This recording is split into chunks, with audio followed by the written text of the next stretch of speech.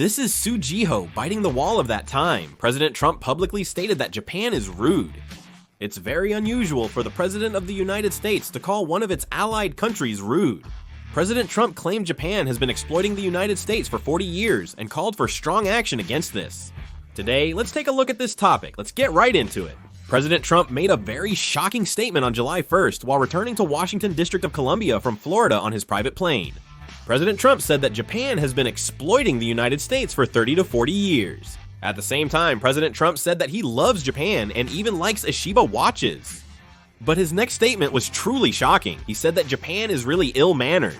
He also said that even though Japan is short on rice, they don't try to buy American rice, and that Japanese people don't buy American cars either. This is a remark that could be considered disrespectful to the other party. It seems that President Trump made these comments intentionally. Recently, President Trump has been targeting Japan with strong remarks. President Trump's 90-day mutual tariff suspension will end on July 8th. The Trump administration has been negotiating trade with several countries during the suspension period, potentially leading to further extensions being considered. President Trump has recently made strong statements, saying he will unilaterally send letters notifying about tariffs. But when the comment came out here that Japan is being rude, Japan seemed quite tense. President Trump even went on to say that he could raise tariffs to 30% or 35%. On April 2nd, President Trump announced reciprocal tariffs, imposing a 24% rate on Japan. Now he's threatening an even higher rate. So, what's the reason President Trump made such a strong statement? From the beginning, Japan was very proactive in negotiations with the United States. That's why most people expected that the negotiations would be concluded before the grace period ended. The issue is that despite 7 high-level negotiations since April 2, an agreement has not been reached. President Tariff is reportedly furious about the situation, putting Japan in an awkward position.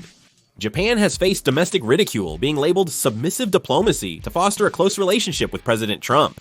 President Tariff's strong remarks have created an awkward situation. The prevailing opinion is that President Tariff's tough stance toward Japan is part of his calculated strategy. President Tariff mentioned 2 items, rice and automobiles. President Tariff held tariff talks with Japan last year to cut the $63 billion, roughly 85 trillion won, trade deficit with the country. At that time, the United States demanded Japan import American rice and cars. Similar to Korea, Japan also imposed tariffs of around 700% on United States rice to protect its own agriculture. But as you all know, even when there was a rice shortage in Japan, they still refused to import American rice.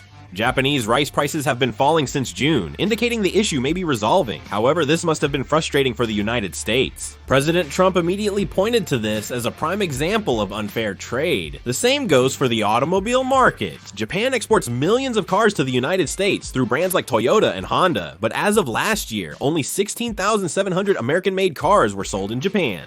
That's just 0.38% of the 4,421,494 new cars sold in Japan. The United States was very dissatisfied with this. For Japan, rice and cars are also politically sensitive. Since farmers and the auto industry strongly back the Liberal Democratic Party, betraying them would inevitably undermine Prime Minister Ishiba's political position. But President Trump is pushing hard on this, even though he knows it. Japan seems to be very flustered by President Trump's pressure, but in fact, President Trump's real aim also lies in Japan's internal political situation. The approval rating of Japanese Prime Minister Shigeru Ishiba continues to decline over time. It was 43% in January, 36% in March, 33% in May, and dropped to 24% in June. The issue is that Japan's House of Councilors election is scheduled for July 20th. Prime Minister Ishiba and the Liberal Democratic Party are currently facing low approval ratings. President Trump's remarks are making things even more difficult for the Japanese government. Japan has stated that it will not respond to each and every remark made by President Trump. President Trump is increasing the pressure as time goes on, trying to ensure that the negotiations are settled in a way that favors the United States. Of course, it's uncertain whether Japan will make concessions. Japan's Chief Cabinet Secretary Hayashi Yoshimasa said they won't make any sacrifices in the agricultural sector. This could disrupt the agricultural sector, a key supporter of the ruling Liberal Democratic Party. If Japan fully concedes to United States demands, they risk losing the House of Councilors election and potentially handing power to the opposition in the worst case. It's unclear if Japan will concede. Currently, Japanese public opinion is unsettled. A survey by Nihon Keizai Shimbun and Asahi Shimbun found 62% of respondents believe the United States-Japan tariff dispute could significantly damage Japan's economy. It was found that people aged 40 and above feel more economic anxiety than younger individuals. Media response is intensifying daily. The Yomiuri Shimbun, in an editorial, directly criticized the current government's diplomatic abilities, saying that Prime Minister Ishiba's overly passive diplomatic response contributed to President Trump's rude remarks about the country. The Asahi Shimbun urged for a self-assured diplomatic approach that puts Japan's interests first instead of yielding to the United States. The business community is also responding immediately. The Japan Business Federation proposed temporarily increasing United States rice imports to the government. Some auto parts firms started developing strategies to reduce United States market dependence in the mid to long term. President Trump's remarks are causing strong aftershocks across Japan's political and economic sectors, pressuring the government to readjust its diplomatic strategies. President Trump's comment about Japan being disrespectful is not merely an emotional outburst or careless words. This strategy has repeatedly appeared in President Trump's diplomatic approach as part of his brinkmanship negotiation tactics. President Trump has frequently employed negotiation tactics to greatly provoke or instill fear in the other party to gain control. In the past, he pressured other countries by using provocative terms, calling Mexico a country of criminals and exporters, Canada a nation of traitors, and China a thief. In the end, this led to trade agreements or concessions favorable to the United States.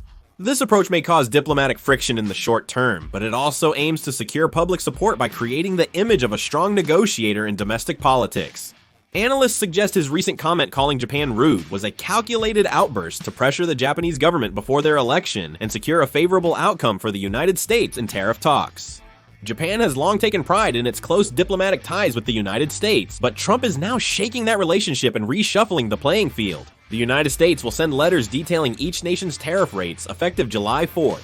President Trump said in an interview with reporters before leaving Washington, District of Columbia, to visit Iowa that he would send them to 10 countries a day.